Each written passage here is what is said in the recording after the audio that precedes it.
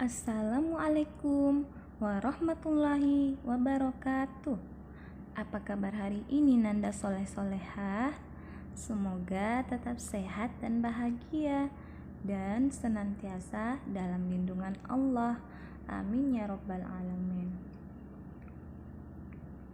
Sebelum kita belajar, alangkah baiknya kita berdoa terlebih dahulu supaya ilmu yang kita peroleh hari ini berkah dan kita dengan mudah menerima pembelajaran.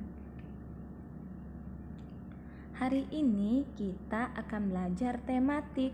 Tema 2, bermain di lingkunganku. Subtema 4, bermain di tempat wisata. Mata pelajaran Bahasa Indonesia dan SBDP. Adapun tujuan pembelajaran kita hari ini, yang pertama, membaca cerita dengan memperhatikan fungsi tanda baca dan ejaan. Yang kedua, mengelompokkan benda-benda berdasarkan cerita yang dibaca serta menuliskan ciri-ciri benda, menemukan arti kata, dan membuat kalimat. Yang ketiga, mengidentifikasi bahan alam yang dapat digunakan untuk karya seni. Kita langsung ke materi ya nak. Ibu bacakan terlebih dahulu cerita berikut. Silakan Anandaku mendengarkan. Berkunjung ke kebun binatang. Pada hari Sabtu, Tony dan teman sekelasnya berkunjung ke kebun binatang. Mereka didampingi oleh Pak Guru. Hari itu sangat panas. Tony mengajak Adi membeli minuman dingin yang dijual di sana. Setelah itu, mereka masuk ke dalam area kebun hewan. Mereka melihat berbagai binatang. Mereka mendengarkan penjelasan Pak Guru tentang hewan-hewan yang ada di sana. Setelah acara kunjungan selesai, mereka bersiap untuk pulang. Tony dan teman-temannya merasa senang karena mereka mendapat pengetahuan baru.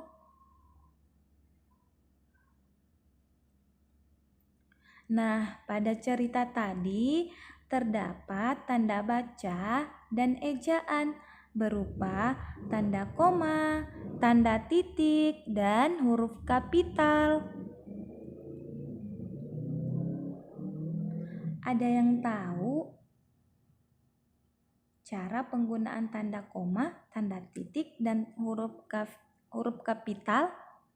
Nah, baik, Ibu akan jelaskan satu persatu ya nak. Nah, tanda koma digunakan untuk merinci. Contohnya, Ibu membeli mangga, jeruk, dan alpukat di pasar. Di situ terdapat tanda koma ya, dia merinci. Yang kedua, digunakan untuk memisahkan kalimat setara. Contohnya, Tony ingin ke rumah Nina tetapi hujan. Selanjutnya,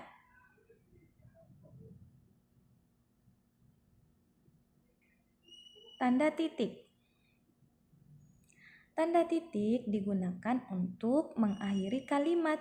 Contohnya, hari sudah sore, waktunya pulang. Yang kedua, digunakan untuk menuliskan nilai uang. Contohnya, pensil yang dibeli Adi harganya 2.500.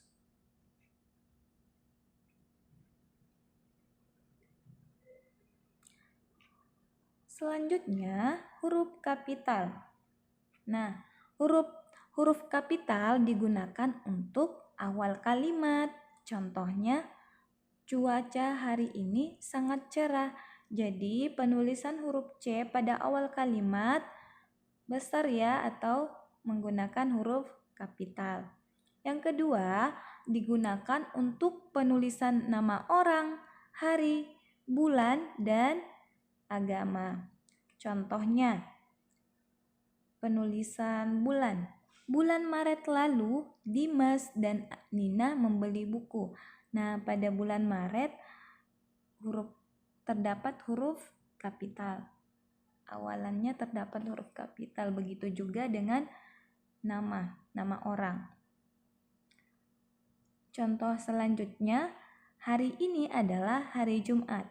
Jadi, terdapat huruf kapital pada awal kata, yaitu J. Begitu juga dengan agama.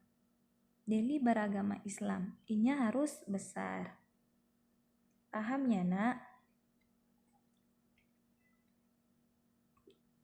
Kita lanjut ya. Ibu akan membacakan cerita, silakan Anandaku mendengarkan. Agrowisata. Nina dan teman-teman akan pergi berwisata. Mereka akan pergi ke agrowisata. Nina dan teman-teman berkumpul di sekolah. Mereka akan berangkat menggunakan bus. Sebelum berangkat, ibu guru memimpin doa. Di agrowisata, mereka belajar banyak hal.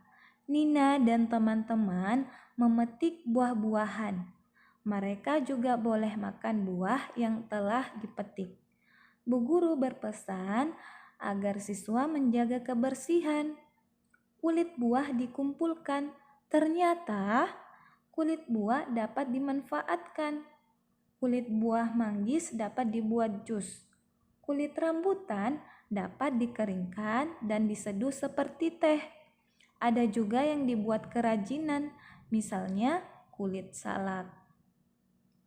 Nah, pada cerita tersebut terdapat beberapa benda.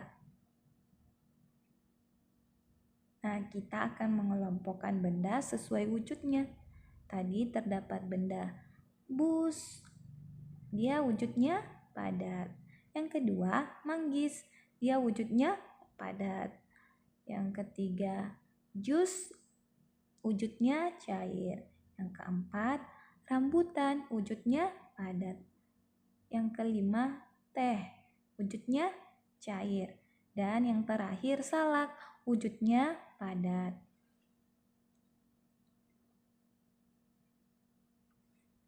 Nah, sekarang kita akan mempelajari ciri-ciri benda berikut. Silakan Anandaku perhatikan gambarnya.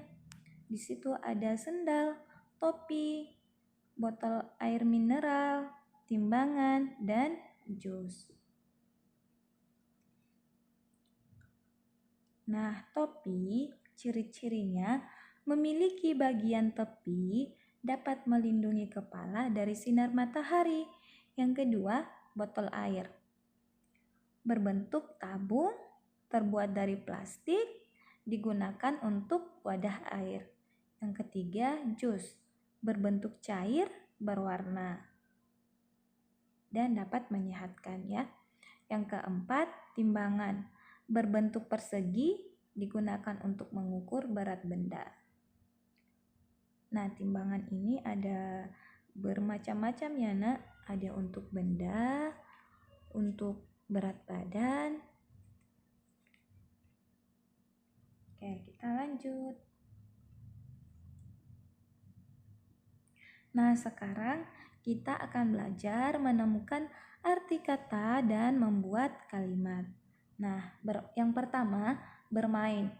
Bermain artinya melakukan sesuatu untuk bersenang-senang. Contohnya dalam kalimat, Nina dan adik senang bermain. Yang kedua, berkunjung. Berkunjung artinya bepergian atau pergi menengok, menjenguk. Nah, contoh kalimatnya, keluarga Nina berkunjung ke rumah nenek. Yang ketiga, wisata.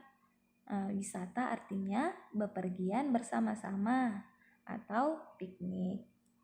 Contohnya dalam kalimat, Deli dan keluarga melakukan wisata ke pantai.